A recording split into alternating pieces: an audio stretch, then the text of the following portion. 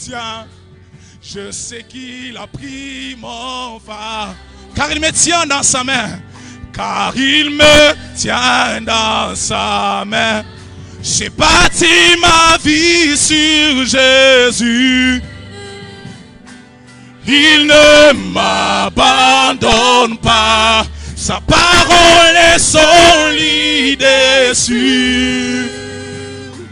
Il ne me laissera jamais.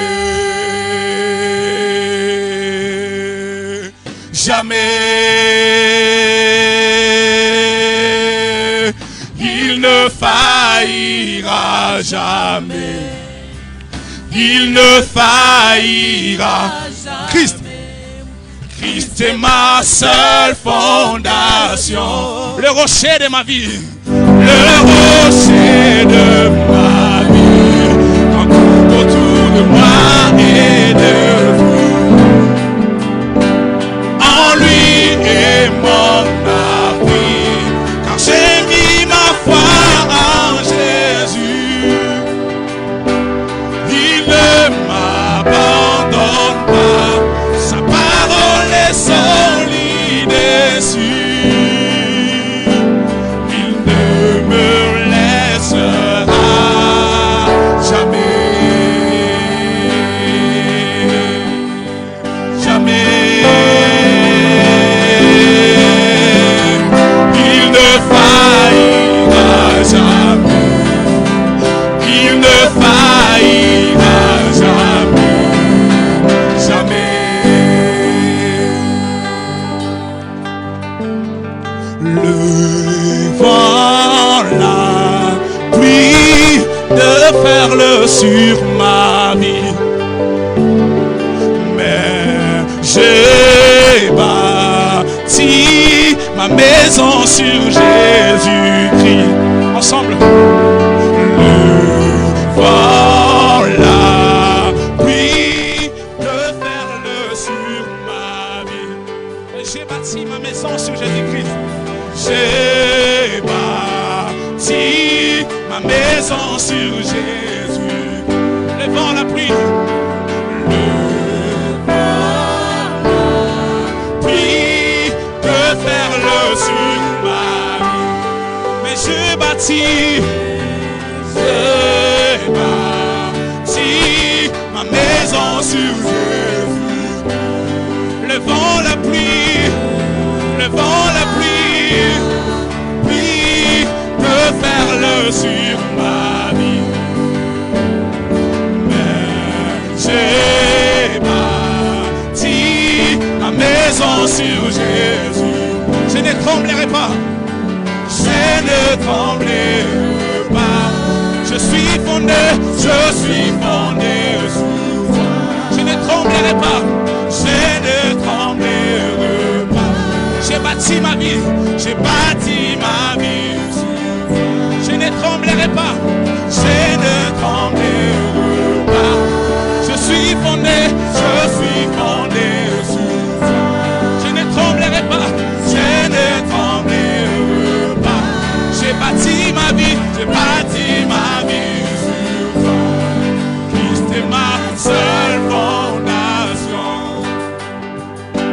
Le rocher de ma vie. Quand tout autour de moi est debout. En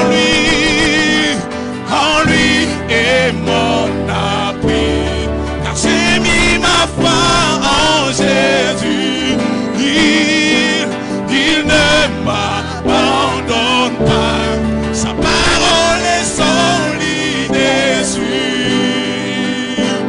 Il ne me laissera jamais. Jamais, Seigneur. Je compte sur toi.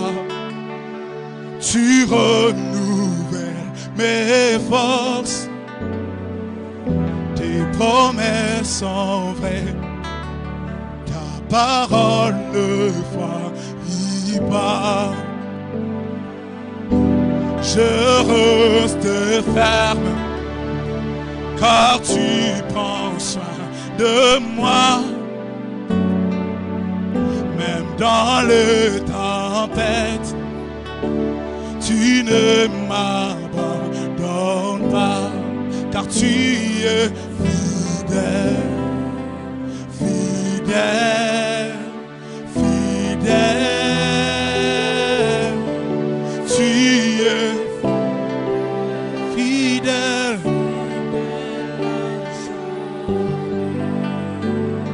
Tu es fidèle.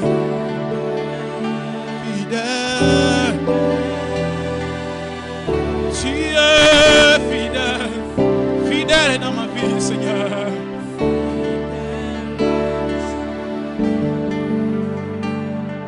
Tu es fidèle, fidèle, fidèle. Tu es fidèle, fidèle.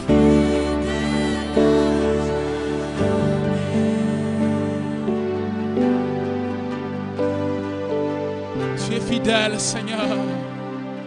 Tu es fidèle car tu tiens tes promesses, Seigneur. Tu es fidèle, Dieu de gloire.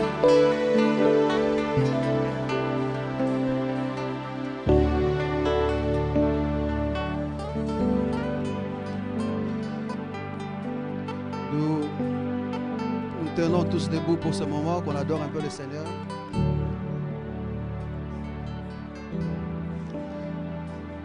Notre Seigneur est fidèle.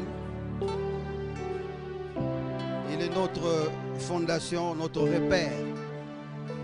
L'avantage que nous avons en tant qu'enfants de Dieu, c'est que nous avons le repère en notre Seigneur Jésus-Christ. Nous sommes fondés sur lui, nous sommes fondés en lui. Et ça ne rate pas au fait. Tu ne te perds pas dans ta propre vie, tu ne te perds pas dans qui tu es, parce que le Seigneur est avec toi. Allez un peu très calmement là. Nous allons prendre ce temps pour adorer le Seigneur. Dis-lui, Seigneur, merci. Merci pour ta présence dans ma vie. Et surtout, merci pour ce grand salut. Commence à l'exalter, ne m'attends pas. Commence à bénir le Seigneur.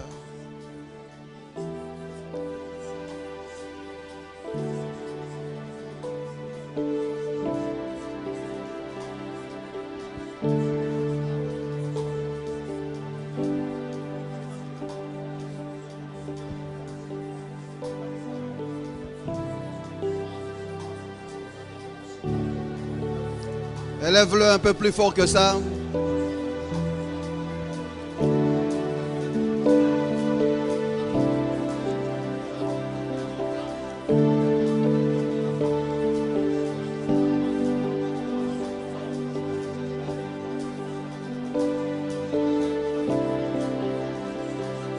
Adore-le.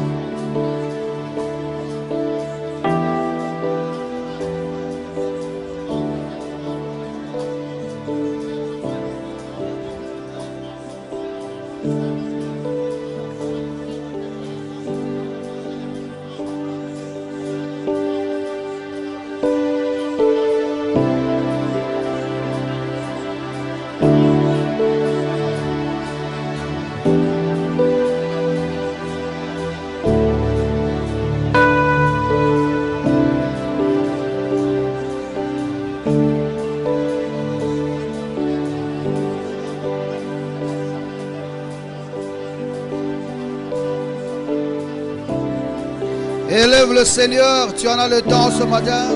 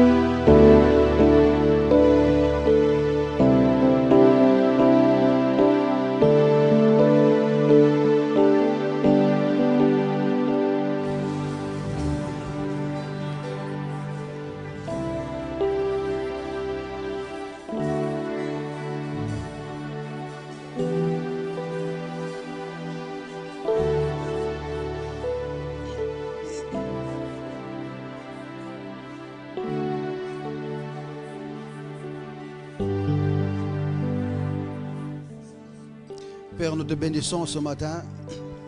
Merci pour ta présence au milieu de nous. Merci pour ton amour que nous ressentons.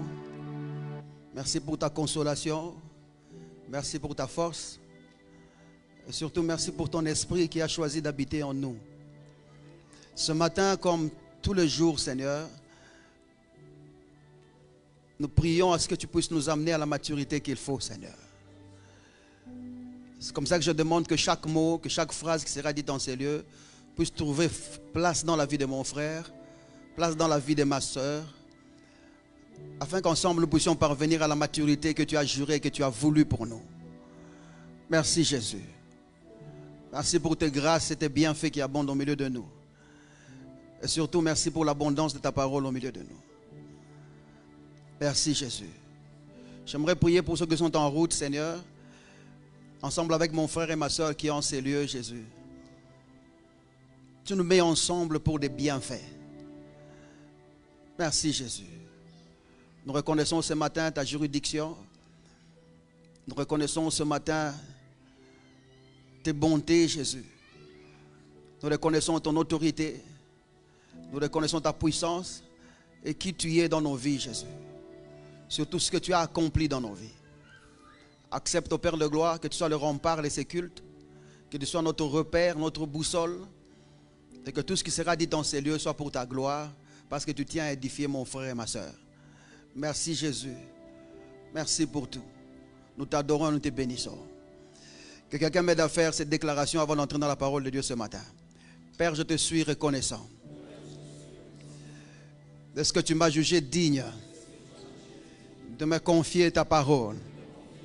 Je suis né par ta parole. Je vis par ta parole. Au-dessus des circonstances et de toute autre situation. Je sais, Seigneur, que je gagne toujours. Je réussis toujours. Et je prospère toujours. Selon ce que dit ta parole. Dans le nom puissant de Jésus. Est-ce qu'on peut acclamer ce roi des rois? Veuillez vous asseoir. Saluez la personne qui est à vos côtés là. Que Dieu vous bénisse. Merci beaucoup. Merci au groupe de louanges aussi. Merci. Merci. Bonjour à tous. Veillez à ce que vous occupez la place qui est devant vous pour que personne ne vienne nous perturber pendant que nous parlons. Et que quelqu'un s'occupe des enfants derrière là, comme leurs parents les ont abandonnés là au coin là. Que quelqu'un s'occupe d'eux pour que personne ne nous dérange comme ça, qu'on parle un peu plus doucement parce que nous voudrions ces derniers temps entamer des histoires plus doctrinaux. Et puis ça va aller. Vous savez, à un certain temps, je me rappelle quand j'étais un peu plus jeune que ça. Parce que j'ai déjà pris de l'âge, pour ceux qui ne le savent pas, que ce corps ne vous trompe pas. À un certain moment, quand nous étions un peu plus jeunes et que nous avions l'occasion de prêcher, notre motif premier, c'était impressionner les gens. Et d'ailleurs, ceux qui cherchent à impressionner les gens en prêchant, c'est généralement ceux qui ne prêchent pas Jésus, quoi. Nous voudrions attirer l'attention des gens sur nous, sur notre petite sagesse bricolée là. Donc on voulait venir avec des phrases compliquées, essayer de montrer aux gens que nous avions la profondeur, essayer de revenir sur ce... Et puis quand on terminait de prêcher, on avait cette soif-là. Quand terminant, il faut que quelqu'un me dise « Ah, vous avez très bien prêché, homme de Dieu ». Mais maintenant, c'est devenu une nécessité. La nécessité de faire parvenir quelqu'un à la compréhension de ce que Dieu a fait pour nous en Christ. Plus nous avançons dans ces choses, plus on sent la responsabilité. Cette nuit en méditant là, vous savez, j'ai commencé seulement à pleurer. À pleurer parce que je me suis dit, Seigneur, c'est grave ce que nous entendons. C'est grave ce que l'Église est en train de vivre. C'est grave ce que les gens sont en train de subir. Et si je dois encore venir ici pour chercher à impressionner quelqu'un, c'est-à-dire que je deviens un complément d'objet indirect à ce qui se fait déjà. Et je pense qu'en venant ici, nous venons avec un cœur où nous voulons aider quelqu'un à sortir de quelque part vers quelque part. L'Église traîne à un endroit parce que le vecteur qui booste l'avancée a été ôté de la croissante vie de ces bien-aimés-là. Si nous pouvons remettre chaque chose à sa place, le mécanisme déjà implanté dans le système en Christ va causer à cette personne-là de parvenir à la maturité qui est en Jésus-Christ. Et c'est comme ça que je vous appelle à l'attention. Et chaque fois que vous venez à l'église, profitez du temps d'adoration, profitez du temps d'écouter la parole de Dieu. Ayez l'habitude de prendre un crayon, un stylo, un papier pour écrire et apprendre à vous, pour vous-même. Parce que ce que nous faisons, c'est pour aussi la prochaine génération. Demain, peut-être, je ne serai pas là pour prêcher. Après-demain, ça ne sera pas la personne qui est à vos côtés pour prêcher. Ça sera peut-être vous qui serez appelé de le faire. Mais j'aimerais que vous soyez le récipiendaire de ce que Dieu a fait pour nous en Christ. Que les gens viennent chez vous et se réfèrent à vous comme un point de repère de ce que Dieu a réellement fait dans les vies des gens. Mais si vous ne pouvez pas parvenir à la responsabilité du mandat que le Seigneur nous a donné, nous ne faisons rien d'autre que ce que les autres sont en train déjà de faire. Parce que dans cette génération, si tu t'étais avec Jésus-Christ, tu es complice de ce qui s'est dit là dehors. Parce que la Bible est en train de dire, allez et faites de toutes les nations des disciples. C'est la responsabilité de l'Église, la responsabilité du corps de Christ. Nous tous, nous devons faire les disciples. Jésus ne nous a pas envoyés là dehors pour faire des chrétiens. Il nous a envoyés pour faire des disciples, des gens qui sont disciplinés dans la doctrine. C'est ce que ça veut dire en fait. Et j'en appelle à vous tous qui êtes là, vous tous que Dieu a touché dans le cœur, afin que vous fassiez partie de ce ministère ou faire partie de cette église, de prendre la responsabilité de prêcher l'évangile et gagner les âmes. Et ne les abandonne pas seulement, prêche-le. Parce que nous sommes dans une génération où tu crois surtout les jeunes filles qui se débrouillent, qui travaillent pour elles-mêmes, qui font des sociétés, qui sont dans des sociétés, qui gagnent un petit salaire. Quand tu lui dis viens à l'église, elle trouve que tu l'embêtes, quoi. Et la plus grande raison d'échappatoire, c'est je suis catholique. Je suis catholique. Parce que ce sont des gens qui ont été déçus par les églises. Et moi, je cherche quelqu'un qui va aller avec moi, afin de sentir la responsabilité que nous avons de gagner les âmes, de réintroduire cet évangile, protéger l'évangile, et puis le maintenir pour la prochaine génération, parce que c'est notre responsabilité. Si nous prêchons comme nous prêchons, c'est parce que quelqu'un quelque part a pu maintenir le peu qui est resté là, pour que nous puissions aussi avoir par où commencer. N'est-ce pas ça, mes frères? Fais aussi la même chose. Fais aussi la même chose. N'arrête pas de prêcher l'évangile, gagne les âmes et avançons dans le Seigneur. Est-ce que mon communiqué est passé? Mon communiqué était bien? Très bien. Nous sommes en train de parler de Phronesis et la prière. Je pense qu'on attendait 2 ou 3 personnes qui arrivent un peu. Nous parlons de Phronesis et la prière. Nous avons dit Phronesis, c'est la compréhension active qui pose des actes et qui nous cause à le faire, tout en suggérant des lignes d'action en Christ. Nous avons insisté que les suggestions qui viennent de Christ, ou les suggestions qui nous donnent des lignes d'action, doivent venir de Christ ou en Christ. Pas de nos ancêtres, pas de nos familles, pas de nos coutumes. Il faut accepter que ça soit de Christ ou en Christ. C'est là que nous puisons les choses qui concernent Jésus-Christ et qui peuvent nous établir dans la vie que nous avons. Et cette compréhension, la première des choses qu'elle fait, c'est qu'elle nous établit dans la réalité de vie en Christ. La vie en Christ, elle est réelle. Naître de nouveau, ce n'est pas un slogan. C'est une vraie vie. J'ai eu la chance de croiser les gens qui sont encore dans les ténèbres, qui pratiquent encore la magie ou les choses. Ils te disent la vérité. Que naître de nouveau, c'est une réalité. Lorsqu'une personne naît de nouveau, on ne la voit plus. Elle disparaît dans le radar complètement, le radar maléfique. On ne te voit plus.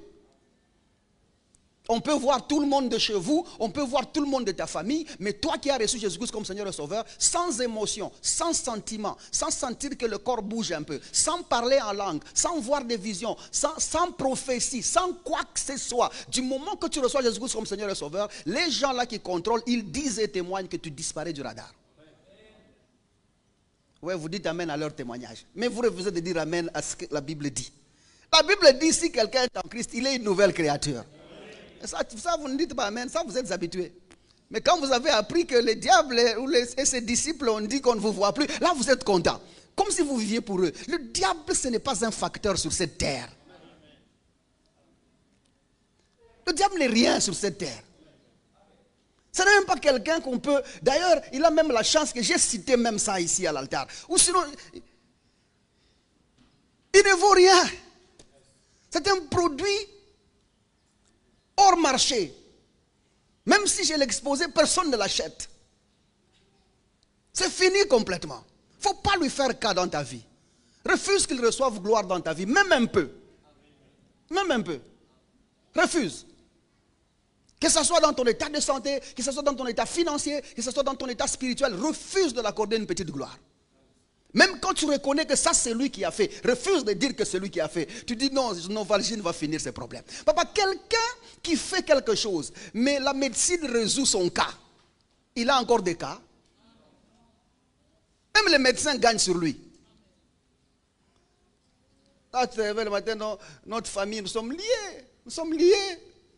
C'est un démon qui a commencé il y a longtemps. Nous sommes liés. Nous sommes liés. C'est vrai, vous êtes liés. Pendant que dans la même famille, là, il y a ceux qui réussissent, qui vendent, qui ont des profits, qui avancent. Il y a ceux qui ont des diplômes, qui trouvent et qui gagnent leur vie. Lève un peu la tête et dis, je suis un enfant de Dieu. Et le Seigneur Dieu me connaît. Alors cette compréhension-là, au fait, elle nous établit dans la réalité de vie en Christ. Elle fait trois choses majeures. La première des choses, c'est qu'elle nous permet, ou encore elle nous octroie des suggestions détaillées de cette vie-là. Et les affirmations. La compréhension vient établir des suggestions détaillées. Regarde, si Jésus est mort à la croix, c'était pour que tu obtiennes ça. Si Jésus, on ne l'a pas étranglé dans la maison de Caïphe, mais on l'a laissé monter jusqu'à la croix, c'était pour que toi tu aies ça. Les détails vont venir. Si Jésus a rendu l'esprit ou l'âme sur la croix, c'était pour que toi tu obtiennes ça. Si on a dû briser la croix pour le laisser tomber, afin qu'il soit par terre, c'était pour que toi tu obtiennes ça. S'il a fait 3 jours et 3 nuits dans le tombeau, c'était pour que toi tu obtiennes ça. S'il est ressuscité le matin, après avoir rendu l'âme, au fait, il meurt, le soleil entre. Il ressuscite, le soleil sort. Tout ça là, ça a un sens prophétique. C'était pour que tu obtiennes ça. Cette compréhension va t'établir dans les détails. Parce que si quelque chose manque dans le détail, quelqu'un d'autre va profiter pour en tirer avantage. Parce que les choses qui te manquent là, que tu ne maîtrises pas de ce que Dieu a fait pour toi en Christ, sont les choses qui donnent la force à ceux qui te veulent du mal. Et sont les raisons pour lesquelles tu ne fais pas de grands pas en Christ. Mais si tu veux faire de grands pas, permets à ce que cette compréhension-là t'établisse dans le détail de ce que Dieu a fait pour toi en Christ. Et ces détails-là constituent les affirmations. Bouge ton voisin, dis on est encore au début, donne-lui l'attention comme ça, ça va nous permettre d'avancer là. Et la deuxième des choses, que cette compréhension nous accorde les affirmations qui boostent nos déclarations. Nous ne disons pas n'importe quoi. C'est des petits détails là qui parviennent chez nous, qui amènent des affirmations, des choses qui nous boostent à déclarer quelque chose. Nous ne disons pas n'importe quoi. Nous disons des choses qui proviennent des suggestions de l'esprit, des suggestions de cette sagesse-là. Et des suggestions de cette sagesse-là sont bâties, sont construites les affirmations. Et quand c'est sûr, et quand nous y sommes affirmés, c'est comme ça que nous disons. Et quand ça provient de nos affirmations, ça produit des effets au nom de Jésus-Christ. Parce que la Bible dit, tout ce qui se fait sans la foi est péché. Tout ce qui se fait sans conviction, sans affirmation est péché. Ça ne veut pas dire que tu pêches dans le sens de que vous voyez là-bas. La phrase veut tout simplement dire voué à l'échec. Si ça ne vient pas de conviction, qui proviennent des suggestions de Christ, c'est voué à l'échec. Mais si ça provient de ce que Dieu a fait pour toi en Christ, tu auras des résultats chaque fois au nom de Jésus-Christ. Et j'aimerais inaugurer la vie des résultats dans ta vie au nom de Jésus. Obtiens des résultats quand tu dors au nom de Jésus-Christ. Obtiens des résultats quand tu marches au nom de Jésus-Christ. D'ailleurs, quand les gens te reçoivent, qu'ils se disent la solution est venue, la solution est venue, la solution est venue. Parce qu'il est là, on peut trouver solution. Il n'y a pas un seul cas, il n'y a pas un seul problème, il n'y a pas une seule difficulté dans laquelle tu seras étranger. Ce sont les bénédictions que je vous donne. Tu ne seras plus étranger dans aucune situation. Tu auras quoi faire, quoi dire, quoi agir. Il y aura toujours quelque chose à faire au nom de Jésus-Christ. Si tu crois dans ce que je te dis, là, dis un bon amen comme ça on avance. Alors maintenant, la troisième des choses que nous accordent ces compréhensions-là, c'est qu'elle fait tout ça en nous rassurant de la fusion avec le Saint-Esprit. Ou encore, elle nous transporte à la conscience de sa présence. Une chrétienté sans conscience de la présence de Dieu est nulle. Quand on est en Christ, on doit connaître et savoir que nous sommes fusionnels avec le Saint-Esprit. La Bible dit que nous sommes participants à l'Esprit de Dieu. Nous avons part à l'Esprit. C'est-à-dire la constitution de la personne du Saint-Esprit ne peut être possible si toi tu y manques. Le Saint-Esprit ne peut être Saint-Esprit en toute vertu et puissance que si toi tu fais partie de la nature de sa personne. C'est ce que la Bible enseigne. La Bible dit aussi que nous sommes participants de Christ. Il n'y a pas de Christ sans toi. La Bible dit aussi que nous sommes participants à la nature divine. Il n'y a donc pas de Dieu sans toi. Ça, c'est ce que la religion nous a privés depuis longtemps. Nous avons accepté que le chat mette au monde un chat, que le chien mette au monde un chat, qu'un homme mette au monde un homme, mais nous avons refusé que Dieu mette au monde des dieux. Et c'est devenu difficile. Même pendant que je parle comme ça, certaines personnes ont des difficultés d'accepter ça. C'est ce que la compréhension amène dans les détails. Elle te fait parvenir petit à petit à la conscience de la divinité dans ta vie. Et quand tu marches, devient la divinité active dans l'humanité entière. Et là, tu peux obtenir des résultats comme un Dieu au nom de Jésus-Christ. Ça va jusque-là? Très bien, je ne vais plus vous demander si ça va pas, je sais que ça va. Alors c'est de cette conscience de la présence de Dieu dans ta vie que provient l'arrêt immédiat de la pensée que tu marches avec Dieu. Parce que quand tu parviens dans ça, tu arrêtes de penser que tu marches avec Dieu. Et là, tu commences déjà à réaliser que tu vis en lui. Et lui, il vit en toi. Et Dieu arrête d'être un compagnon de route, un ami de chemin. Et Dieu devient une personne qui habite en toi, qui parle par ta bouche, qui voit avec tes yeux, qui entend avec les oreilles, avec tes oreilles, qui touche avec tes mains, qui marche avec tes jambes. Quelqu'un me comprend jusque-là? Papa, nous sommes le temple de Dieu. Dieu ne loue pas chez nous. Il y habite. C'est chez lui. Quelqu'un me comprend jusque-là? Dieu est chez lui en toi. Ce n'est pas ton locataire. Il est chez lui où? En toi.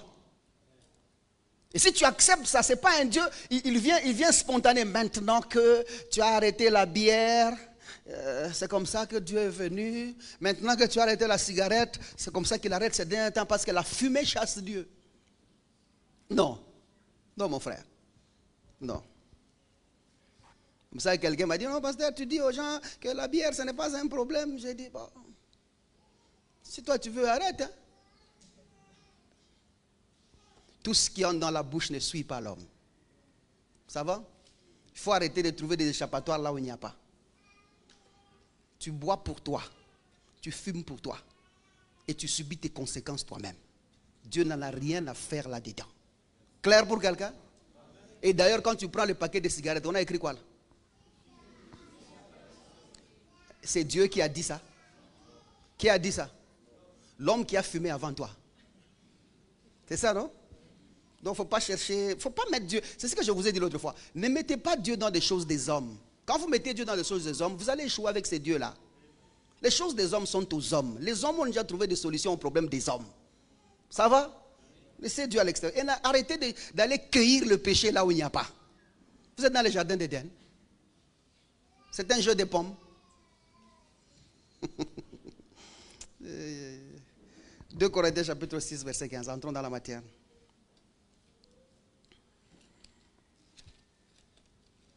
La parole de Dieu abonde au milieu de nous. 2 Corinthiens chapitre 6, le verset 15. Quel accord y a-t-il entre Christ et Bélial, maintenant que tu es fusionnel avec Dieu? Quel accord y a-t-il entre Christ et Bélial? Christ, c'est celui qui t'a sauvé. Bélial, c'est un autre nom du diable qui pointe à son indignité, qui pointe à sa méchanceté et à son impiété. Quand on dit Bélial, on pointe à ces 3 choses. Quel accord y a-t-il entre Christ et ces 3 choses? Rien. Il n'y a pas d'accord. Est-ce comme ça que je dis, Dieu ne peut pas utiliser le diable pour te faire du mal? Ce n'est pas biblique. Et ce n'est pas prouvable en Christ. Dieu est amour. Il ne peut pas entrer en complicité avec quelqu'un d'autre pour te faire du mal. La Bible dit, en lui, il n'y a ni changement, ni ombre de variation. D'ailleurs, il ajoute même, en lui, il n'y a point de ténèbres. Dieu est lumière. Il ne peut pas y avoir du mal en lui. Donc, il n'y a pas d'accord. Et il ajoute, et quelle part a le fidèle avec l'infidèle? C'est là que nous sommes. Quelle part a le fidèle avec l'infidèle? Nous avons dit, il n'y a pas de part. Nous ne pouvons pas trouver dans l'infidèle quelque chose de Dieu. De la même manière, nous ne pouvons pas trouver quelque chose dans le fidèle, quelque chose de l'infidèle. C'est-à-dire que le diable ne peut pas avoir une part de lui dans le fidèle. Tout celui qui a reçu Jésus-Christ comme Seigneur et Sauveur est exempt des activités, des natures et de tout ce qui appartient au diable. Est-ce que c'est clair jusque-là? Et ce qui nous a amené à la conclusion de dire que un enfant de Dieu ne peut pas être possédé. Et je vous ai donné les critères. Il est déjà habité par le Seigneur. Et si je parle de toi, dis un bon amen, mon frère. Je sais que tu t'es aligné une fois sur la liste de délivrance, mais tu vois, c'était le divertissement. Maintenant que tu es là, il faut déjà savoir que tu ne peux pas être possédé. Ce n'est pas possible. Bon, je parle de loin, vous ne comprenez pas. Dis à ton voisin, ce n'est pas possible. Dis-lui en face, tu dis, même si tu es endormi, ce n'est pas possible. La possession ne peut pas faire partie de la divinité active dans l'humanité. Ce n'est pas possible. Souligner de telles choses, ce n'est pas connaître la nouveauté de vie, c'est quoi? Quand tu connais ce que Dieu a fait pour nous en Christ, au fait Jésus-Christ, ou Dieu venir en chair, mourir pour l'homme, afin de récupérer l'homme, est une exemption complète et totale de toute activité du diable. Le diable ne peut pas habiter dans le croyant, ce n'est pas possible. Je dis bien, ce n'est pas beau? Et ça, je vous dis, je m'en fous des genres de rêves que tu vois, je m'en fous des genres de visions que tu vois. Et écoute, ça peut être ton estomac qui te dérange. Mange autre chose, tu vas bien rêver. Tu vois? Quel que soit ce que tu rêves, même si tu rêves, on te poursuit. Tu ne peux pas être possédé, ce n'est pas possible. Ce n'est pas possible. C'est comme ça que nous avons répondu à la question, c'est impossible qu'un chrétien soit possédé. Deuxièmement, nous avons dit, parce que le chrétien ne peut pas être possédé, peut-il y avoir ministère de délivrance? Parce qu'on a amené le ministère de délivrance dans l'église parce que le chrétien est supposé être possédé. Maintenant que le chrétien n'est pas possédé, pouvons-nous parler de ministère de délivrance? Bien évidemment non. C'est un ministère qui n'a pas le droit d'être dans notre pays, c'est dans notre royaume. Dans notre royaume, il n'y a pas de ministère de délivrance. Il y a le ministère de l'enseignement, il y a le ministère de l'évangélisation, il y a le ministère de la prophétie, il y a le ministère de l'évangélisation, mais il n'y a pas le ministère de délivrance. Il n'y a pas. Alors pour ne pas finir là, nous avons dit d'abord, il faut qu'on prouve d'où est venue cette idée-là. Pour que quelqu'un se réveille un matin et dise qu'il y a la délivrance dans l'église maintenant. Sachant ce que Dieu a fait pour les chrétiens, sachant ce que Dieu a fait pour les croyants. Et sachant ce que la vie en Jésus-Christ produit. D'où est venue cette idée-là pour que quelqu'un se dise, on peut délivrer les croyants? Nous avons dit, c'est venu d'Abdias chapitre 1er verset 17. Là on dit la délivrance ou le salut est dans Sion. Et pour eux, ils ont dit que Sion étant la maison de Dieu, le siège de Dieu, étant l'endroit des fidèles, de ceux qui sont nés de nouveau, étant l'endroit des justifiés, de ceux qui sont sauvés par Jésus-Christ, comme Sion c'est là, et que le verset disait que la délivrance est en Sion, Louis II traduit ça comme salut, le salut est en Sion, ils ont dit qu'on pouvait donc délivrer le chrétien, parce que c'est dans Sion où la délivrance se trouve. Ne sachant pas que la Bible est en train de dire que cette délivrance-là, elle est faite, c'est-à-dire que pour être en Sion, c'est parce qu'on est délivré. C'est parce qu'on est délivré qu'on est en Sion. Quelqu'un me comprend jusque-là? Parce que la foi en Jésus-Christ, c'est ça la délivrance. Et nous allons aller plus tard parlant de ça pour montrer la différence. Il ne faut pas confondre la délivrance et chasser les démons. C'est deux choses différentes. Ça va jusque-là? Et la délivrance, c'est le salut. Tout celui qui est sauvé est en Sion. Et la Bible ajoute dans ces mêmes versets-là que Sion, c'est une ville sainte. Une ville exemple de ce qui se passe dehors. Du moment que tu es en Sion, tu es exempt de ce qui est dehors. Les gens du dehors peuvent être possédés, mais pas celui qui est en Sion. Aide-moi à dire pas moi, pas moi, pas moi. Je sais qu'il y a des gens qui sont possédés, je sais qu'il y a des gens qui sont poursuivis, mais du moment que j'ai accepté Jésus-Christ comme Seigneur et Sauveur, cela n'est plus possible. Ils ont même ajouté que l'unique moyen pour que quelqu'un puisse posséder sa possession, il faut qu'il soit délivré et qu'il marche dans la sanctification. Posséder quoi? Et ils disent les véhicules, ils disent les maisons, ils disent il y a des choses que Dieu t'a données. Non, les possessions dont on parle là-bas sont des avantages du don de grâce en Jésus-Christ. Nous possédons les choses que Dieu a fait pour nous en Christ. Pourquoi? Parce que nous avons connu la délivrance avant d'entrer en Sion, la ville sainte, exemptée des choses du dehors. C'est comme ça que nous possédons les grâces de Dieu. Nous possédons les bontés de Dieu. Nous jouissons du plan de Dieu sur notre vie. Nous jouissons de ses bienfaits sur notre vie. Nous sommes la propriété privée de Dieu. Et nous possédons les choses que Dieu possède. Nous avons les choses que Dieu a. Nous voyons les choses que Dieu voit. Nous allons là où Dieu veut. Et nous touchons les choses que Dieu touche. Nous possédons Dieu en entièreté. Nous l'avons reçu et nous l'avons pour nous. Tout ce que nous avons comme possession en Christ, c'est Dieu lui-même. Parce que Dieu n'a rien à donner aux gens. Dieu ne donne pas de voitures, il ne donne pas de maisons. Parce qu'il ne possède rien. Dieu ne possède rien. S'il commence à posséder quelque chose, c'est contraire à sa nature. Dieu ne possède rien. S'il commence à posséder les voitures, donc il utilise les voitures. S'il utilise les voitures, donc il a un problème de transport.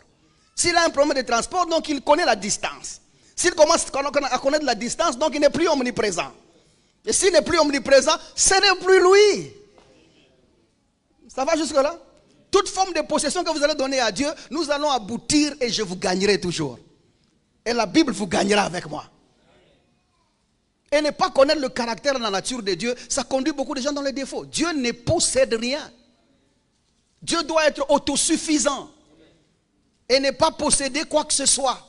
C'est comme ça qu'il n'a même pas de serviteurs. La Bible dit que celui qui a créé le ciel et la terre n'habite pas dans une maison construite de mains d'hommes et n'a pas besoin de mains d'hommes pour le servir. Il peut tout faire par lui-même. Ça va jusque là? Pasteur, est-ce que tu as dit Dieu n'a pas de serviteurs? Non, il n'en a pas. Dieu a des fils qui servent. Pas de serviteurs. Et cette histoire de mentalité, je suis serviteur de Dieu, je suis serviteur de Dieu, tout ce que ça a amené dans l'église, c'est il faut me payer parce que je sers. C'est nous qui t'avons engagé. C'est nous qui t'avons engagé. Donc tu sers Dieu et Dieu t'envoie que nous te payons à sa place. Aide-moi à dire à ton serviteur qui est à côté là, descends un peu. Dis-lui, descends un peu mon frère. Il ne faut pas venir chercher des salaires chez nous. Va chercher celui qui t'a engagé alors. Si Dieu a engagé les gens, ou si Dieu avait des serviteurs, pouvons-nous avoir des serviteurs auxquels on ne remercie pas, on n'apprécie pas? À un certain moment, il faut s'arrêter et dire, mon frère, merci pour ce que tu as fait. Même s'il y a l'argent inclus, n'est-ce pas ça? Ça s'appelle le bon sens. Lequel de serviteurs de Dieu, Dieu a-t-il jamais dit merci? À qui est-ce que Dieu a déjà dit merci ici? Hein? La nuit seulement, tu vois une grosse lumière, comme vous aimez là. J'ai vu une grande lumière. Et j'ai entendu une voix dans la lumière là, m'appeler. Calonge. Calonge. Calonge. Merci. Merci. Qui a déjà entendu ça? Ça n'arrivera pas, ça n'arrivera jamais. Quelqu'un est avec moi jusque là? Parce que Dieu n'a pas de serviteur. Fais ce que tu peux faire et avance au nom de Jésus-Christ. Maintenant, il est important parce que nous avons dit qu'il ne peut pas y avoir de possession. Et en Sion, ils disent que parce que nous sommes en Sion, c'est en Sion où nous délivrons des gens de tous les Sions. C'est ça, non? Tout ce qui termine avec Sion trouve liberté où? En Sion. Et ils disent l'addiction, la pression, la dépression, l'oppression, la possession. C'est en Sion que ces choses-là partent. Bon, nous avons déjà prouvé que la possession ne peut pas être en Sion. Donc, elle n'a pas lieu d'être, c'est ça, non? Nous avons aussi prouvé dans la séance passée que l'addiction ne peut pas être en Sion, parce que tu ne peux pas être né de Dieu et connaître l'addiction, ce n'est pas possible.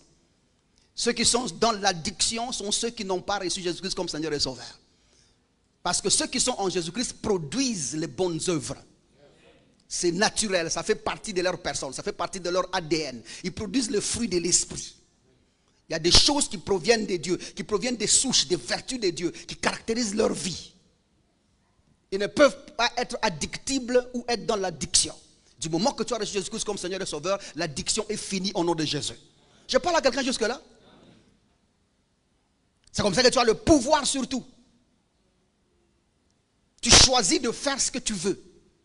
Et la vie en Christ te dit que personne donc ne vous dise ne touche pas, ne bois pas, ne tiens pas, ne fais pas. L'interdit est parti parce que Dieu s'est rassuré qu'en habitant en toi, qu'il diffuse les vertus qui savent choisir ce qui est bien pour toi. Tu ne peux pas être dans l'addiction. Parce que tu as le pouvoir de dire oui ou non. Et tu le dis bien. C'est ça, non? Vous savez, ce genre de choses, quand tu parviens à ça, tu vois, tu commences à disparaître. Et tu laisses Dieu apparaître. Toi, tu n'es plus là dans les... non, ta beauté ne compte plus. Tu n'es plus là cherchant, on ne sait pas s'habiller de quelle manière pour impressionner. Non, ce n'est plus les choses de ce monde qui font toi. Est-ce que nous comprenons? Ce n'est plus ce qui est du dehors qui font toi. Mais tu vois, tu te focalises plus sur ce qui est dedans. Tu vois, ce qui est dedans, comment ça? Je ne dis pas ne vous habillez pas. Je ne dis pas ne vous lavez pas. Parce que l'une des caractéristiques de la gloire, c'est aussi la propreté. Tu ne veux pas être glorieux et sale. Frère. Ceux qui ont des esprits maladement affectés, nous les voyons, ils sont dans la saleté tout le temps. C'est comme ça qu'on les fout là dehors. C'est parce que leur esprit est affecté. Mais si quand vous avez un esprit saint, j'ai dit saint dans sa propriété, parce que c'est l'esprit de Dieu, tu vois, ça affecte la propriété dans la vie de quelqu'un. Mais tu vois, même si tu dois être propre, tu n'es pas impressif, parce que c'est pas ce que tu poursuis. Ce que tu poursuis, c'est plutôt l'homme intérieur. Quand on t'entend parler, quand on vit avec toi, qu'est-ce qu'on ressent? Quand on marche avec toi, qu'est-ce qu'on ressent? Pouvons-nous dire, tu as quelque chose de différent, mon frère? Pouvons-nous dire, tu as quelque chose de différent, ma soeur? À part ta beauté, là. À part ton look. Comme les autres, là, j'ai vu, ils ont écrit Association des sapeurs en Christ. Bon, félicitations, c'est bien. Jésus-Christ a des sapeurs. Hein? Et vous voyez, quand ils marchent là, ils ne font pas ce que les autres font. Et c'est... Bon, c'est une démonstration qui n'était pas censée être ici. J'ai répété leur chorégraphie. Elle est un peu difficile. Mais je croyais que c'était un bon mouvement. Non, ça n'a que la chair dedans. Ça n'a que la chair. L'homme intérieur travaille-le. Quand tu parviens à ça, tu commences à disparaître. Tu laisses Dieu paraître. Est-ce que je vous souhaite, vous tous, au nom de Jésus-Christ? Laisse Dieu prendre sa place. Laisse Dieu prendre sa place. Le convoitise de ce monde va partir. Tu ne te conformeras plus au siècle présent. Parce que Dieu n'est pas dans le temps. Dieu n'est pas dans le tic-tac de la montre. Dieu est dans d'autres choses. Laisse Dieu là où il doit être. Tu n'es plus dans combien de véhicules j'ai, combien de couleurs de véhicules j'ai, combien non quand j'ai... Ah non, tu n'es plus dans ça. Tu laisses Dieu faire. Ça va, pour toi, un véhicule, c'est un moyen de transport qui te permet de sortir d'un point A à un point B, puis c'est fini. Tu ne cours pas derrière les choses. Tu te dissocies complètement. Et tu deviens une personne qui brandit la gloire de Dieu. J'ai dit bien, quand tu commences à parvenir à la compréhension. Bon, comme toi, tu n'es pas encore là, reste d'abord là où tu es. De peur que tu ne donnes des habits aux gens. Sans les vouloir. Ça va jusque-là? Donc maintenant, ils disent que tous les sions, on les sort dans Sion. Et nous avons dit la diction et la possession ne peuvent pas être possibles en Christ. Parce que attacher la possession et la diction à un chrétien, ce n'est en réalité pas connaître Sion, c'est quoi? Quand on dit Sion, qu'est-ce qu'on veut dire? Et j'ai voulu prendre quelques illustrations en Christ pour essayer dans la Bible en fait, pour essayer d'établir, donner une idée de ce que Sion veut dire avant qu'on poursuive. Ça va jusque là? Voyons avec moi ce que Psaume 50 dit. Psaume 50. Psaume 50. Regardez le verset premier. On peut commencer à partir du verset premier. Vous êtes là jusque là? On peut prendre le verset 1er et 2. Je crois que ça va suffire pour donner un sens aujourd'hui. Il dit Dieu éternel parle et convoque la terre depuis le soleil levant jusqu'au soleil couchant. En fait, Dieu prend un témoin. Il dit venez vous tous, il convoque la terre. Parce qu'il veut d'abord présenter Sion, c'est quoi? Regardez le verset 2. Il dit de Sion, à partir de Sion. C'est ça, non? À partir de Sion. Quel Sion? Première caractéristique de Sion, il dit beauté parfaite. Sion, c'est la ville de Dieu, le siège de Dieu, à la beauté parfaite. Rien ne manque, rien n'est à chercher, il n'y a pas de tâche, il n'y a pas d'erreur, il n'y a rien à corriger dans Sion. Donc, si Dieu habite en toi, tu es le Sion de Dieu. Et à partir de toi, Dieu lance le communiqué au monde entier. Il a dit, venez. Ici, c'est la beauté parfaite. Et j'aimerais dire de toi que quand Dieu te regarde, il voit la beauté parfaite. Et de la beauté parfaite ne peut pas être un démon imparfait. Ce n'est pas possible. Car Jésus-Christ nous a présenté auprès de Dieu sans tache ni ride. Nous sommes la beauté parfaite dans laquelle Dieu habite. C'est ça, Sion. Et puis il ajoute, là, Dieu resplendit. C'est de toi que Dieu resplendit. Tu es l'endroit qui booste l'éclat de Dieu. qui boostent l'éclat du Seigneur. De toi, Dieu resplendit.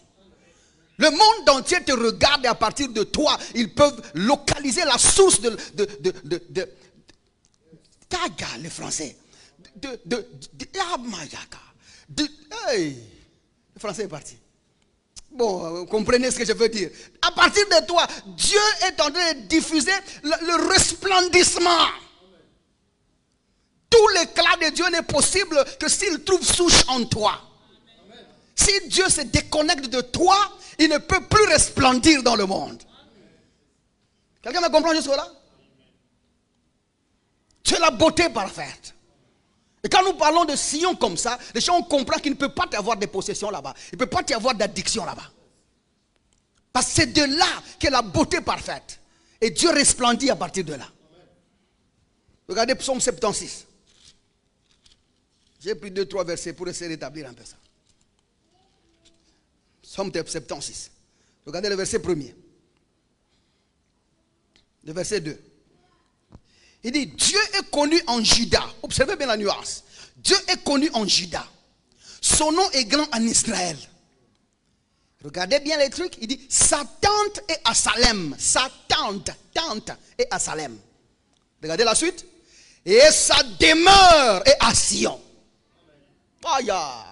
Comment est-ce que Dieu a déposé sa demeure en Sion et a eu une tente à Salem et son nom est grand en Israël et il est connu en Juda? Il dit c'est là qu'il a brisé les flèches, le bouclier, l'épée et les armes de guerre. En d'autres termes, là en Sion, on n'a plus besoin de combat. Il n'y a plus d'armes parce que Dieu est notre bouclier. Il habite chez nous, il demeure chez nous.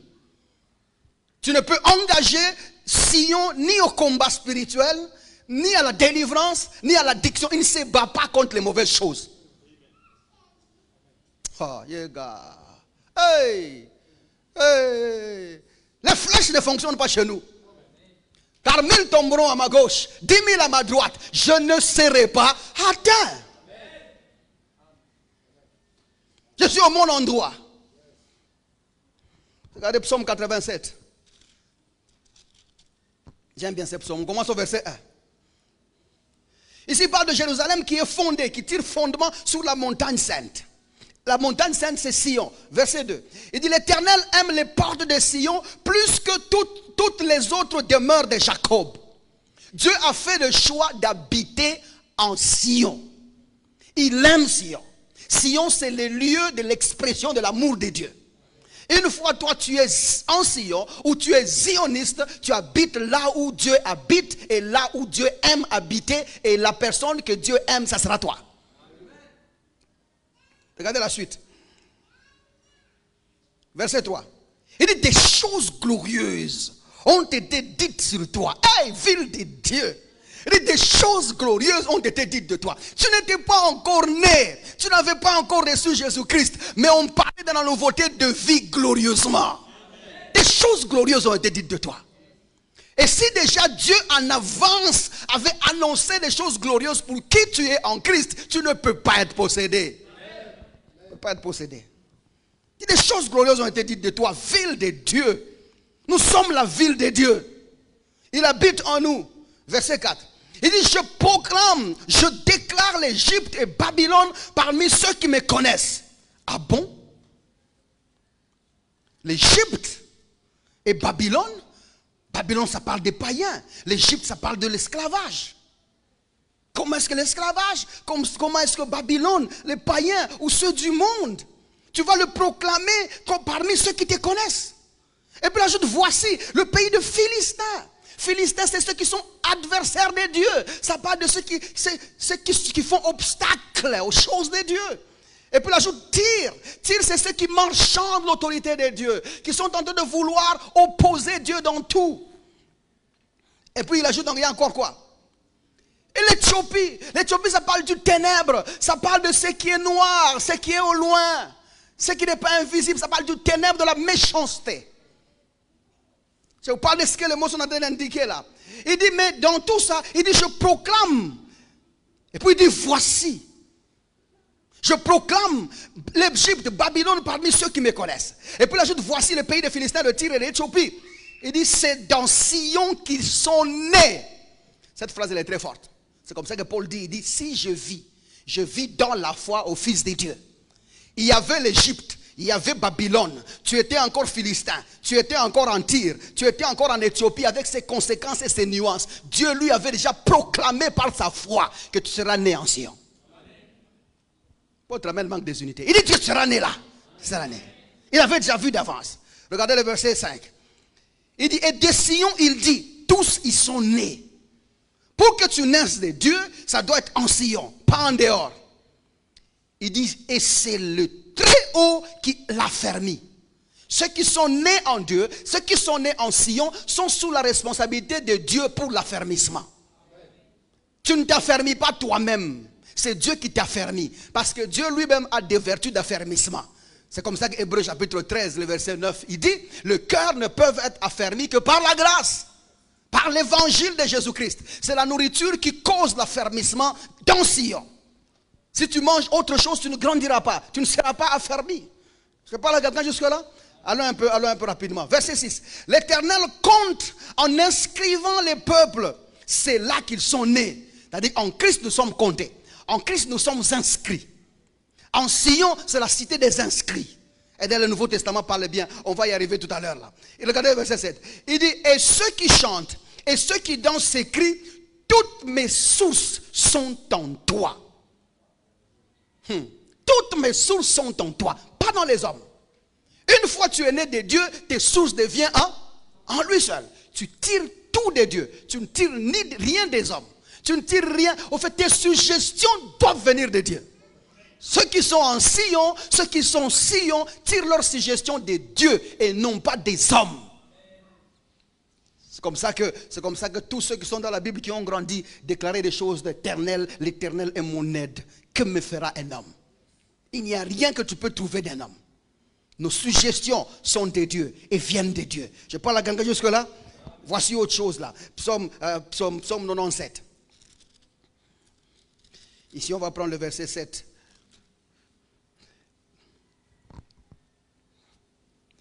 Le verset 7, on peut arriver jusqu'à 9 si c'est possible.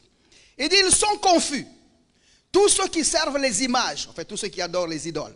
Il dit qu'ils font gloire ou qui font gloire des idoles. Non seulement ils adorent, mais les idoles tirent gloire à eux. Il dit, tous les dieux se prosternent devant lui. Sion l'entend et se réjouit. Tu ne peux entendre Dieu parler qu'en Sion. Dieu n'est audible qu'où? En Sion. Et quand il parle, nous nous réjouissons. Il ajoute, les filles de Juda sont dans l'allégresse à cause de tes jugements, ô Éternel. Car toi, Éternel, tu es le Très-Haut sur toute la terre. Là, Dieu est plus grand. Et tu es souverainement élevé au-dessus de tous les dieux. C'est en Sion où nous avons un roi élevé souverainement au-dessus de tous les dieux. Et au son de son nom, tout genou fait quoi? Fléchit. C'est ce que la Bible dit. Il a été souverainement élevé. Où? En Sion. Et ces choses ne sont possibles qu'en Jésus-Christ. Et à cet endroit où nous avons quelqu'un qui a été souverainement élevé, il ne peut pas y avoir ni addiction ni possession. C'est le siège de Dieu. Psaume 99. Regardez le verset 1er. Il faut relire ça à la maison. Ça va encourager quelque chose dans ta vie. Il dit, l'Éternel règne. Les peuples tremblent. Il est assis sur les chérubins. La terre chancelle.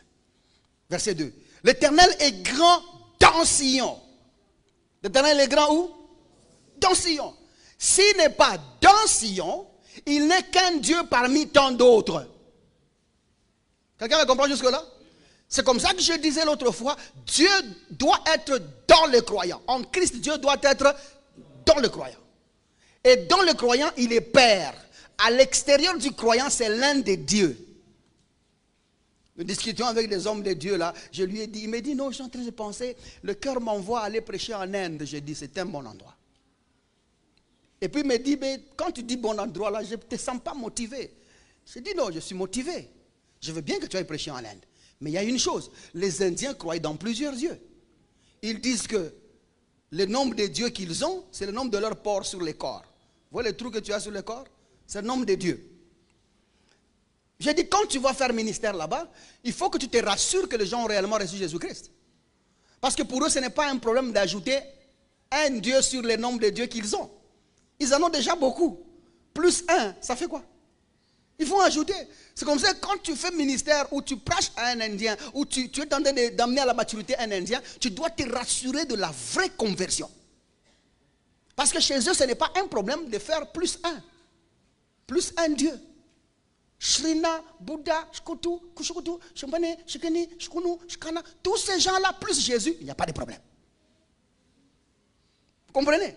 Maintenant, quand tu fais ministère avec ces gens-là, tu dois faire parvenir cette personne à la vraie nature. Donc, tu dois te rassurer qu'il reçoit Jésus-Christ en tout détail. Et qu'il parvienne à confesser lui-même par la conviction de l'Esprit que Jésus-Christ seul est Seigneur. J'ai prêché, j'ai conduit quand même quelques Indiens là. Il y a un qui m'avait quand même impressionné. Je lui prêche Jésus comme ça. Pendant que je lui parle, il commence à pleurer. Je lui dis, bon, il me dit, je veux recevoir Jésus. Quand je lui fais confesser la prière que nous faisons, la prière de foi là, il confesse. Juste quand je dis, maintenant, tu es mon Père, je suis ton Fils. Dès aujourd'hui, il dit, dès aujourd'hui. Quand je dis, et à jamais, il commence à parler en langue. Je dis, hey, il peut bien te dire quoi? Cette chose, c'est vrai. Papa, il a parlé en langue ces jours-là toute la nuit. Moi, je l'ai laissé. Et toute la nuit, le monsieur qui vivait avec lui a dit, il nous a dérangés. Il parlait des choses qu'on ne comprenait pas. Et très tôt le matin, il m'appelle. 4 heures. Il me dit, non, viens. Je veux te voir. Je dis, mais il y a 7 heures ici. Il me dit, non, viens. J'ai dit, bon, attends d'abord que le soleil un peu. Je veux venir. J'arrive chez lui vers 8 heures. Je le trouve, l'atmosphère a déjà changé. Il est là en train de balboter. Il parle des choses. J'ai dit, j'ai donné la folie à un Indien. J'avais même peur. Je m'approche, je dis, c'est quoi? Tu me cherches pourquoi? Il me dit, aujourd'hui, cherche-moi quelqu'un pour me circoncire. Je dis, ça fait quoi? Il dit, non, parce que moi, ne pas me circoncire, c'est l'honneur que je donne à un Dieu en particulier. J'ai été tiqué ce jour-là. Je ne savais pas que certaines choses ont un sens ailleurs. J'ai dit, attends, on cherche docteur. Le docteur, viens couper les choses ici. Direct. Je n'ai pas attendu parce que, papa, c'est moi qui lui ai demandé. La Bible me dit, ni la circoncision, ni l'incirconcision ne compte rien. Ce qui vaut mieux, c'est quoi? Naître de nouveau. C'est ce que la Bible me dit. Donc moi, je n'en faisais pas cas. Mais lui-même, après avoir parlé en langue toute la nuit, s'est réveillé et dit, je veux détrôner un Dieu de chez nous. Et l'unique façon de le détrôner, c'est par la circoncision. Il a même créé un peu. Il s'est marié à une Congolaise à Kinshasa dernièrement. J'ai aimé ça vraiment. Il m'appelle, il me dit, écoute, tu sais, je t'avais dit que je suis en relation avec une soeur là. J'ai dit, oui, c'est bien. Maintenant, bon, tu sais, on veut faire le mariage, mais le pasteur dit, il faut qu'il me baptise d'eau. Je lui dis, non. Le baptême d'eau, ce n'est pas chrétien. C'est jean-baptistique. Il dit, si tu me plonges dans l'eau, il n'y a plus mariage. Ou si tu tiens à me plonger dans l'eau, il n'y a pas mariage. La nuit, là, vers les 23h, quelqu'un m'appelle. Bonjour, pasteur. C'est le pasteur tel, il se présente là. J'étais son nom parce que c'est quelqu'un qui existe. Il dit, il y a une soeur que j'ai dans l'église qui veut se marier à une soeur. Et puis bon, mais quand même chez nous, la condition, c'est qu'il faut qu'on les baptise. Je dis, pasteur, pourquoi c'est une condition? Il est né de nouveau, ça suffit. Il dit, non, nous avons besoin des preuves de sa conversion. J'ai dit, mais moi, je suis son pasteur. Je témoigne qu'il est né de nouveau. Bon, on a eu une petite discussion. J'ai compris que lui, il était à des kilomètres. Moi, j'étais aussi à des kilomètres. Nous ne nous sommes pas entendus. J'ai dit, pasteur, est-ce qu'on peut parler demain? Juste quand il raccroche le téléphone, mon fils là m'appelle. Il me dit, pasteur, tell him clearly. Dis-lui clairement, je ne me marie pas demain s'il insiste à me baptiser. J'ai dit, pasteur, marie le sec comme ça. Le gars, il est déterminé. Il dit, je ne peux pas broncher parce que quelqu'un me dit. Et puis le pasteur lui propose, chez toi, il y a une piscine, on peut utiliser la piscine. Il dit, mais je me lave ici. Je me lave ici. Et il a tenu sur ça. Vous voyez, ça c'est parce qu'on a suivi quelqu'un. On l'a amené à la maturité de la parole de Dieu. Il sait tenir dans les doctrines en Christ. Et il refuse de céder même un instant. Alors quand tu fais ministère en Inde, tu dois te rassurer que tu amènes les gens à la vraie conversion. Je parle à quelqu'un jusque là? Nous sommes en train de lire le psaume 99, c'est ça, non? Il dit Dieu est grand en Sion. Il est élevé au-dessus de tous les peuples.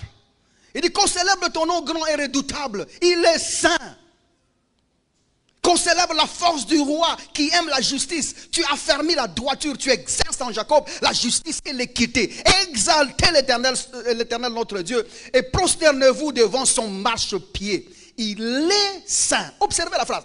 Oh, prosternez-vous devant son marchepied. Donnez respect à son marchepied. Qu'est-ce que cela veut dire? La Bible dit, assieds-toi à ma droite jusqu'à ce que je fasse de tes ennemis ton marchepied. C'est quoi le marchepied? Jésus-Christ, pour qu'il parvienne à la gloire de s'asseoir à la droite de Dieu, ou encore d'entrer dans la gloire suprême là où il règne aujourd'hui, la Bible dit, il doit passer par le marchepied. Les marchepieds sont les escaliers. Quel marchepied? Il doit accepter de quitter Dieu, être chair. Il doit accepter de mourir comme un homme. Il doit accepter d'être inhumé comme un homme. Il doit accepter de ressusciter comme un homme. Ça, ce sont les marchepieds dont on parle. Quelqu'un me comprend jusque-là? Donc, les étapes que Jésus-Christ a connues en chair sont les marchepieds qui l'ont amené à la gloire. Maintenant, on te dit, toi, en Sion là, prosterne-toi devant le marchepied. Le sujet de ton adoration doit être ce que Dieu a fait pour toi en Christ. C'est comme ça que même nos chants doivent tourner autour de ça. Nos cantiques tournent autour de ça. Ça s'appelle cantiques nouveaux. Ce sont des cantiques qui nous ont poussés, conduits à se prosterner devant le marchepied du Seigneur. Nous chantons les raisons pour lesquelles nous sommes sauvés. Quelqu'un me comprend jusque-là? Regardez Hébreux chapitre 12. Hébreux chapitre 12. Le verset 22. Il ne reste plus quelques 5 minutes. Moi aussi, j'allais dire une cinquaine de minutes. Je disais Hébreux chapitre combien? Nous parlons de Sion ici. Nous voulons décrire Sion, c'est quoi? Hébreux chapitre 12, verset 22. Il dit, mais vous êtes approchés de la montagne de Sion. Certaines versions disent, vous êtes arrivés à la montagne de Sion. J'aime bien la version anglaise dit, ye have come. Vous êtes arrivés à la montagne de Sion. Et puis il ajoute, de la cité du Dieu vivant. On te décrit maintenant, Sion c'est quoi? Sion c'est la cité du Dieu vivant. Je voulais que tu dises amen, ça va. Il dit Sion c'est la Jérusalem céleste. Sion c'est la Jérusalem céleste des myriades qui forment les cœurs des anges. Sion c'est aussi la cité de Dieu vivant des assemblées des premiers-nés inscrits. Combien de premiers-nés? Combien de premiers-nés? Plusieurs.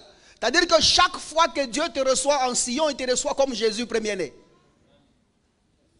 Et c'est là que nous habitons. Et puis il ajoute, dans les lieux de l'assemblée de premiers-nés inscrits dans les cieux, du juge qui est le Dieu de tous, des esprits des justes. Sion c'est la cité des esprits des justes qui sont parvenus à la perfection. Parvenus à la perfection. C'est comme ça que quand nous parlons de phronesis, nous ne blaguons pas. Ceux qui sont en Sion sont ceux qui sont parvenus à la perfection. Mais ici, la perfection dont on parle, c'est un don. Le fait que tu représentes Jésus, ou tu es Jésus dans la cité, tu es parfait et accompli. Hey, gloire à Dieu. Regardez verset 24. Il dit, de Jésus, c'est la cité de Jésus qui est le médiateur de la nouvelle alliance. C'est sa cité à lui. Il dit du sang de l'aspersion, parlant du sang de Jésus, qui parle mieux que celui d'Abel. C'est là que tu te trouves. Tu es dans la cité de Dieu. Sion, c'est la cité de Dieu. Sion, c'est l'endroit de Dieu. Sion, c'est l'endroit des fils de Dieu. Les fils de Dieu y vivent. Dieu y vit. Jésus y règne. Et nous sommes là connus de Dieu. Quand on dit Sion, possession ne peut pas être là. Quand on dit Sion, addiction ne peut pas être là. Parce que c'est là que Dieu resplendit. C'est là que Dieu est grand. C'est là que Dieu est fort. Tout ça, je vous ai donné des versets pour prouver ça. C'est là que Dieu est digne d'être adoré. Seulement en Sion. Il ne peut pas y avoir des possessions là-bas. Elle doit dire à ton voisin, est-ce que tu as compris mon frère? Regarde-le dans les yeux et dis, ton zèle là a exagéré un peu. Ajoute, tes révélations là ont été très profondes. Monte un peu. Tu es allé trop profondément. Tu risques de blesser quelqu'un. Ésaïe 33, verset 20. Ésaïe 33, verset 20. Ah, aujourd'hui on a lu, oui. Tu crois que tu es venu où? Ici, ici c'est la parole de Dieu. Ésaïe 33. Commençons au verset 20. Il dit, regarde Sion. Toute l'église. Il dit, regarde Sion et puis la cité de nos fêtes. Ici, c'est fête et fête. Parce qu'il est écrit dans la Bible qu'après la souffrance de Jésus sera suivie la gloire. Nous sommes dans la fête, mon frère. Sion, c'est la cité de fête. Là, tes yeux verront Jérusalem, ces jours tranquilles. Tente qui ne sera plus transportée. Baleka. Sommes la demeure de Dieu. Ce n'est plus une tente, c'est la demeure de Dieu. Il dit tente qui ne sera plus transportée. Il dit dont les pieux ne seront jamais enlevés. C'est quelque chose de fixe, de solide. Les fondements sont forts. Et pour ajouter, dont les cordages ne sont point détachés. Personne ne peut bouger ce que Dieu a établi dans ta vie. Personne ne peut détacher ce que Dieu a lié dans ta vie. Ce que Dieu a scellé dans ta vie ne peut être destructible. Parce que Dieu habite en toi et il ne bouge pas. Verset 21. Il dit c'est là vraiment que l'Éternel est magnifique pour nous. L'Éternel est magnifique pour nous parce que nous sommes imbougeables. Nous sommes indétachables. Nous sommes indétrônables. Notre poids, c'est le poids de la gloire de Dieu. Et c'est là que l'Éternel est magnifique pour nous. Il dit, il nous tient lieu des fleuves, des vastes rivières. Papa, regardez bien la description. Je suis une rivière qui balaye. Hey. Il dit, où ne pénètre point des navires à rame. Parce que la pression de l'esprit elle est trop grande en moi là. Quand tu viens avec ton petit truc comme ça là, tu vas te noyer. Je suis une eau à forte pression. La puissance de Dieu dans ma vie, c'est l'exaltation de sa gloire. Tu ne viens pas avec ton petit rameau là en train de faire ça. Tu vas t'écrouler en moi. Si tu veux passer chez moi, il faut amener le paquebot de Jéhovah. Le navire du Dieu Tout-Puissant. Puis tu vas dire les posséder, posséder, posséder, posséder. Nous sommes où là? Verset 22.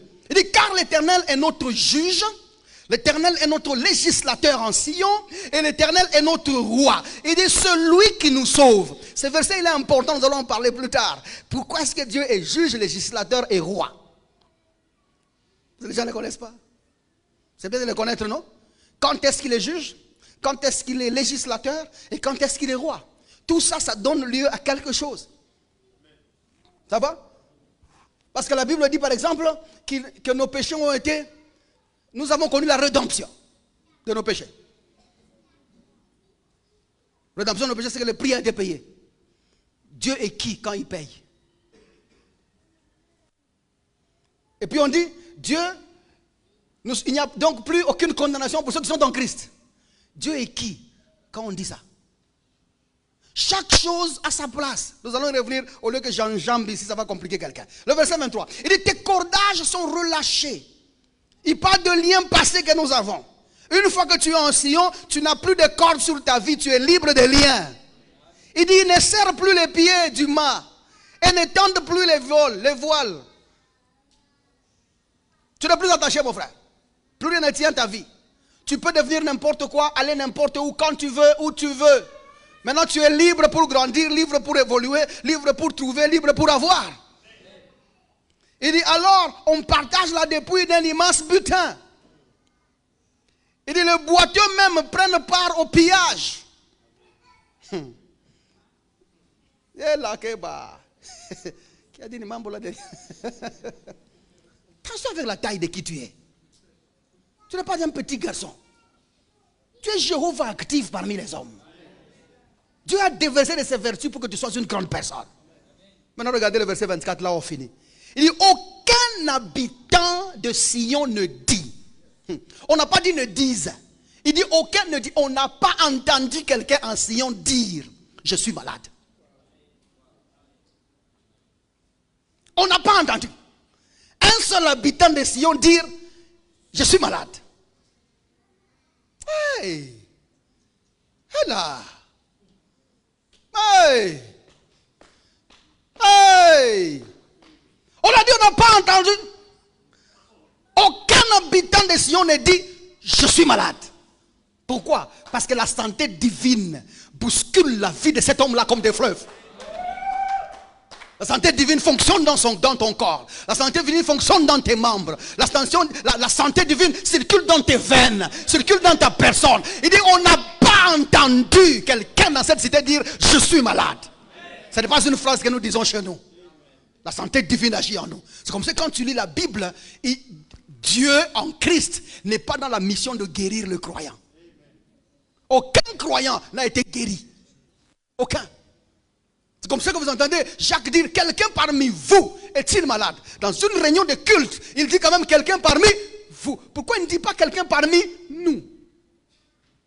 Pierre aussi dit, il dit par ces meurtrissures, vous aviez été guéris. Il dit vous aviez. Il ne dit pas nous avions. Et pourtant il était là avec eux.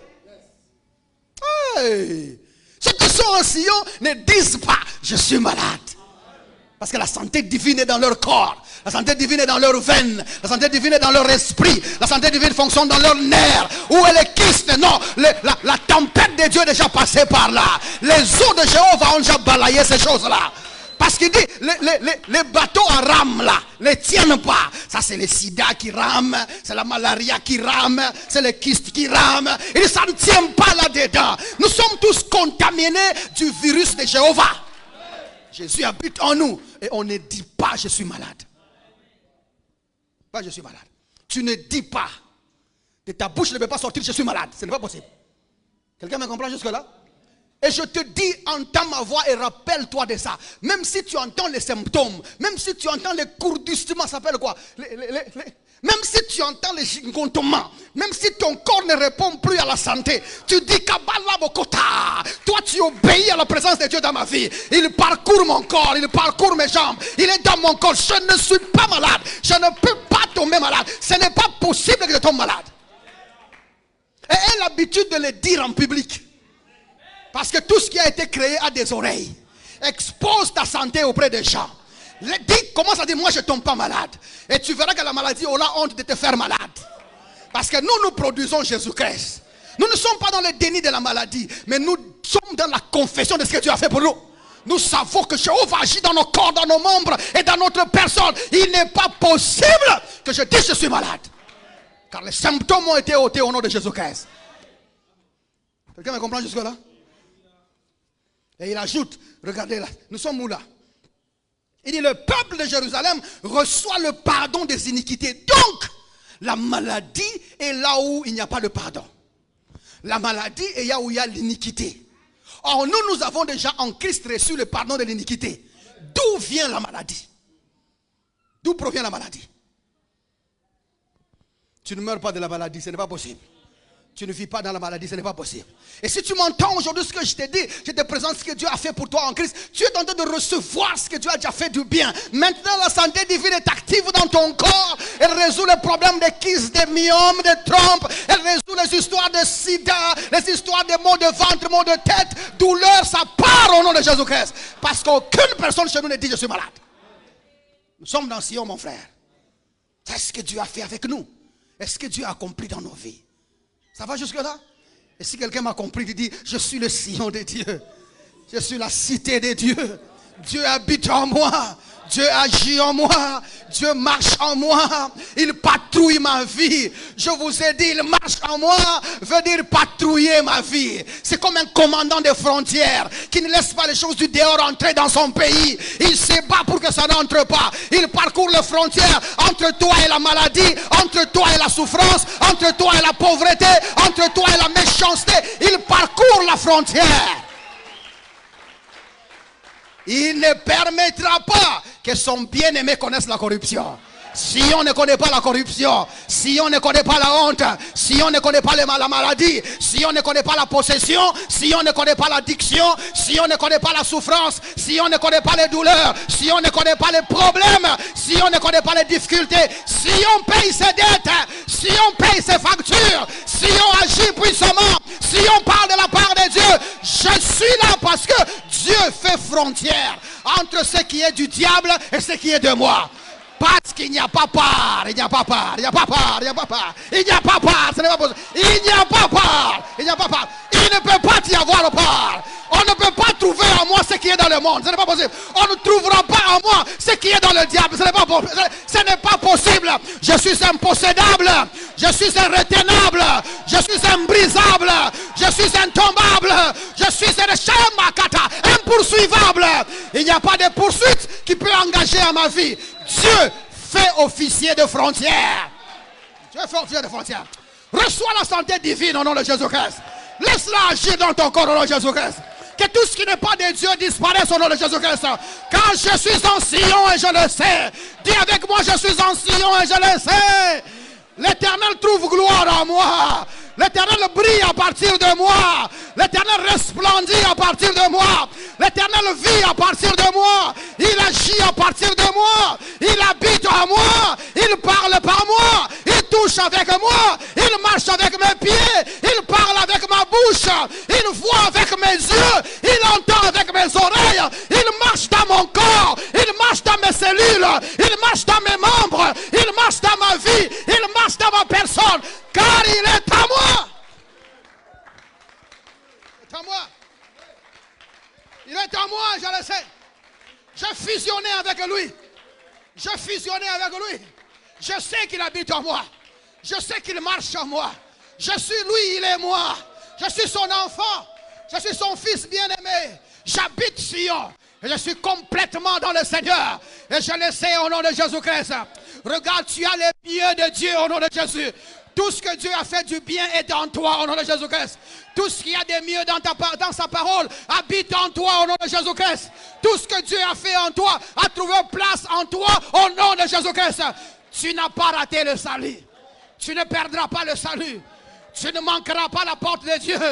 Tu es en Sion. Tu habites la maison de Dieu. Et si ceci était toi, commence à clamer, bénir le Seigneur en prière. Dis-lui merci Seigneur. Merci pour ton grand salut. Merci pour ce que tu as fait dans ma vie. Merci pour ce que tu as accompli. Merci Jésus. Merci, merci, merci. Bénis-le, bénis-le. Il est Seigneur. Nous acclamons sa majesté. Nous acclamons sa gloire. Nous acclamons la victoire du Seigneur. Et nous acclamons ce qu'il a accompli pour nous. Merci Jésus.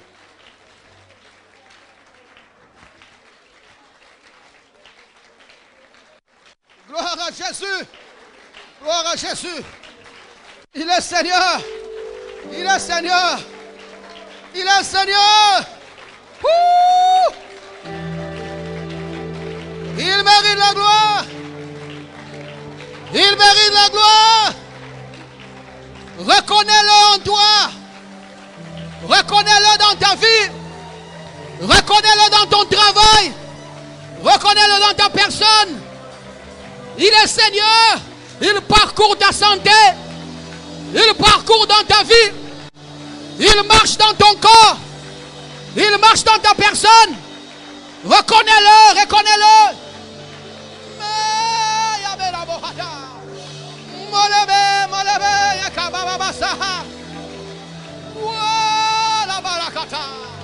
Il s'est lavé, il s'est lavé.